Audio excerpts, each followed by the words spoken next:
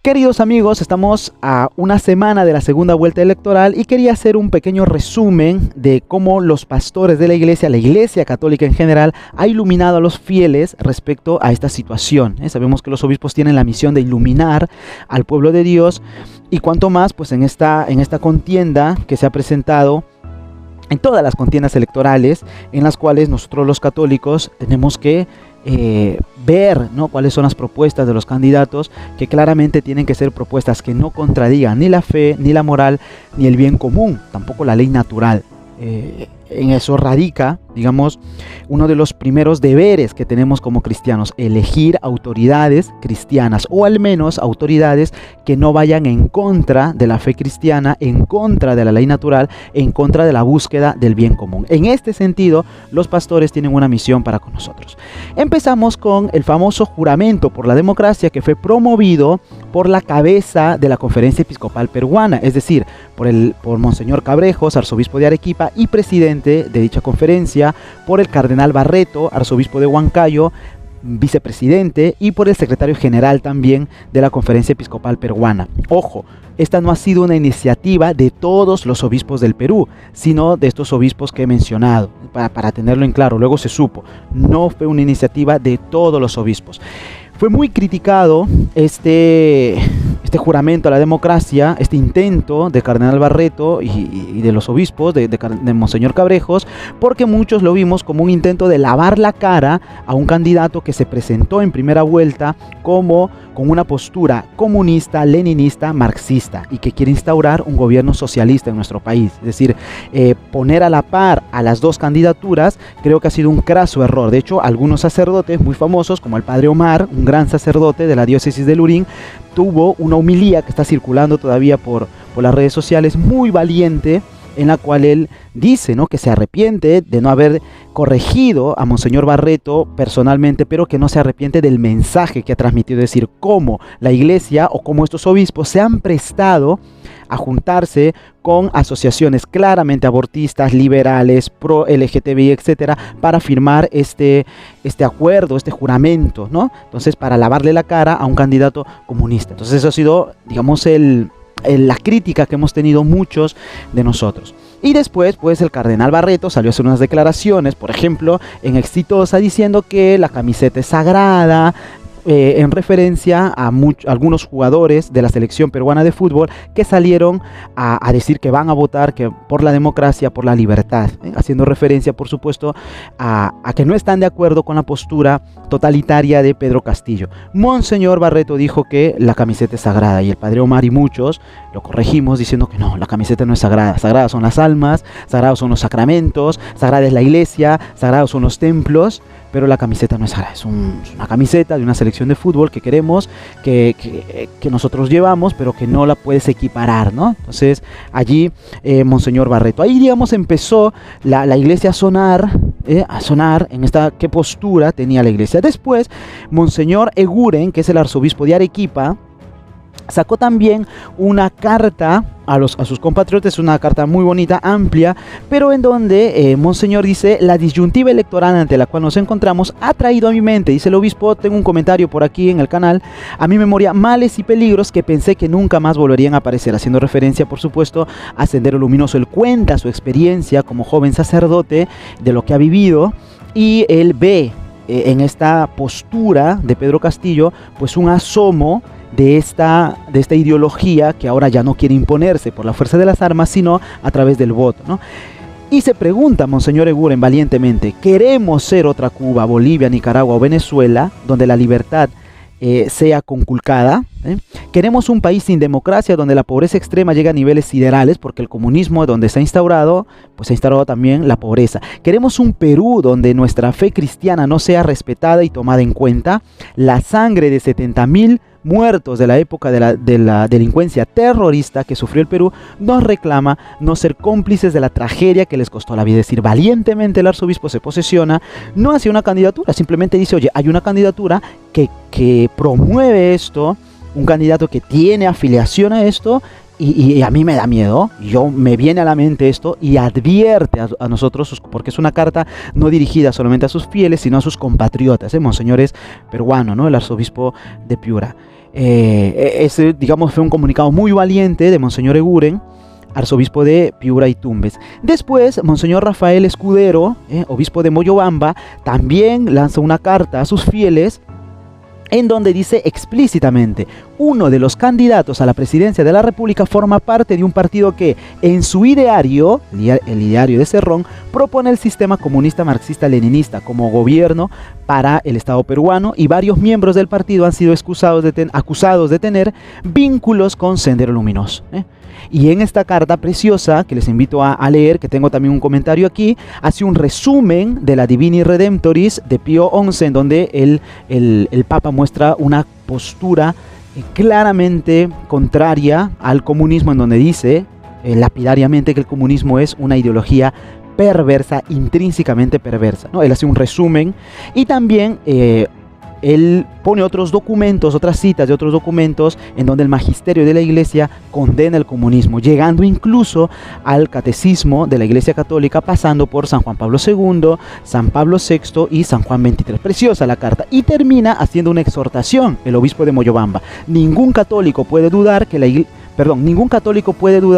Iglesia ha condenado desde el origen del comunismo hasta el presente los principios de este sistema político. La Iglesia lo ha condenado siempre. Por eso, dice el obispo, quiero recordar que ningún católico debe apoyar con su voto a candidatos o partidos que promuevan el aborto, la eutanasia, las uniones homosexuales, la ideología de género y el comunismo, si no quiere hacerse cómplice de tales errores. Los 70.000 muertos de la época del terrorismo y el Perú no se lo merecen. Entonces aquí, Monseñor valientemente, pues también hace referencia en primer lugar al candidato, y en segundo lugar, como ningún católico puede apoyar un partido comunista si no quiere hacerse cómplice de la barbarie que esto supone, ¿no? Sabemos que el Partido Comunista de raíz es un partido, es una ideología, atea, es una ideología atea. Siempre donde ha habido socialismo, comunismo, siempre se ha perseguido a la Iglesia o se la ha tenido agachada, ¿no? Sin la libertad que ella requiere para ser madre y maestra de los pueblos, como está llamada a ser la Iglesia. La Conferencia Episcopal Peruana después lanzó también un bonito comunicado, un valiente comunicado, creo que de los más valientes a mi modo de pensar de los últimos tiempos, en donde dice clarísimamente también: la Iglesia, en fidelidad a la dignidad humana, siempre ha rechazado y condenado al comunismo por ser un sistema perverso que reduce al ser humano a la esfera de lo económico y restringe las libertades fundamentales de la persona. Entonces también la Conferencia Episcopal, esta vez sí como Colegio Episcopal Peruano, pues lanza este comunicado y dice: igualmente la Iglesia condena al terrorismo, la violencia venga de donde venga y todo atentado contra la vida. Entonces les invito a leer también este mensaje al pueblo de Dios por parte de la Conferencia Episcopal Peruana, ¿no? Después de esa patinada, digamos, que dio Monseñor Cabrejo, a mi modo de ver, y de muchos sacerdotes y obispos, pues este mensaje es bastante más claro y bastante más contundente, ¿no?, en cuanto al comunismo. Y lo que está dando vueltas también por las redes, el mensaje de Monseñor del Río, arzobispo de Arequipa. Él también ha dado un mensaje semanal diciendo: por un voto libre e informado. Esto es del domingo 30, ¿no? Del domingo 30, de hoy. Bueno, hay varios aquí, pero él también cita la Centesimus Annus, en primer lugar, porque la Iglesia respeta la legítima autonomía del orden democrático, pero no posee título alguno para expresar preferencia por una u otra solución o institución o constitucional, ¿no? Es decir, la Iglesia no, los pastores no dicen vota por él, vota por tal, simplemente advierte. La Iglesia no hace política partidaria. Ellos, sin embargo, recuerdo para muchos que dicen: no, la Iglesia no tiene que meterse en política, no tiene que hablar de política, ellos, sin embargo, no le impide valorar las implicaciones religiosas y morales de los programas políticos. Eso está en el compendio de la doctrina social. Y también por esta razón la Iglesia Católica no puede apoyar la candidatura del profesor Castillo. Lo dice claramente, el arzobispo de Arequipa lo dice claramente, ya que el ideario y programa del Partido Perú Libre, por el cual es candidato, por el cual llegó a la segunda vuelta, con el cual se presentó, está abiertamente reñido con la doctrina y moral católicas, como se puede ver en ese documento oficialmente presentado ante el Jurado Nacional de Elecciones y fácilmente accesible en su página web. Es decir, más claro ni el agua. Luego quisieron hacer esto de Perú Libre una especie de ayornamiento, ¿no?, de un nuevo plan de los primeros 100 días, pero que en definitiva es para despistar al enemigo. Nadie le cree, ¿no? En efecto, ese documento comienza declarando que Perú Libre es una organización marxista-leninista, en el capítulo 1, ideología que niega la existencia de Dios, mientras que el catecismo de la Iglesia Católica nos enseña que el ateísmo es un pecado. Más claro, ni el hago. Del mismo modo, en su capítulo 6, el ideario y programa del partido del señor Castillo afirma que la Iglesia Católica es un aliado político, mediático y propagandístico de la colonización territorial y cultural del Perú. Y basado en esa concepción totalmente falsa de la religión católica, en su capítulo 17 presenta como parte de su programa abolir el concordato entre el Perú y la Santa Sede. Y en el capítulo 21 hace un llamado a luchar para liberar a los pueblos supuestamente subyugados por la religión. Es decir, y luego Monseñor explica cómo este ideario y estos políticos no toman en cuenta el gran bien que hace la Iglesia. Hay muchos enemigos de la Iglesia, pero lo que no pueden hacer, estos enemigos que escriben desde sus celulares, desde la cama, lo que no pueden hacer es levantarse e irse a ver el gran bien social y cultural que hace la Iglesia en educación, en salud, en programas de asistencial, etc. La Iglesia tiene una inmensa labor social. En esta pandemia se demostró la que se puso de pie la Iglesia para ayudar, a pesar de que las autoridades humillaron a la Iglesia con sus medidas absurdas de mandarles a cerrar sus templos, de prohibir a los sacerdotes el celebrar las misas. A pesar de eso, la Iglesia respondió con amor a estas medidas arbitrarias que se cometieron contra ella, ¿no? Y eso lo recuerda Monseñor en su carta. ¿No? Entonces dice, podría postular, en fin, dice, podría citar muchos más postulados del partido del profesor Castillo que son totalmente opuestos a nuestra fe católica, pero en el espacio no lo permite. Cito solo uno más: la despenalización del aborto como vía imprescindible para salir de la pobreza, ¿no? Pero no me mete una letra pequeñita aquí, no puedo. Es decir, que para que no haya más pobres hay que matarlos en el vientre materno. Eso lo dice explícitamente en el capítulo 5, el partido de Perú Libre. O sea, para los que dicen no, pero el profesor Castillo es pro vida, o el movimiento, el partido Perú Libre pro vida, mentira, lo está en su ideario, ¿no? Entonces termina así: pues la Iglesia Católica iría en contra de su naturaleza y misión si apoyase una candidatura que además es diametralmente opuesta a su fe y a la correcta comprensión del ser humano, ¿eh?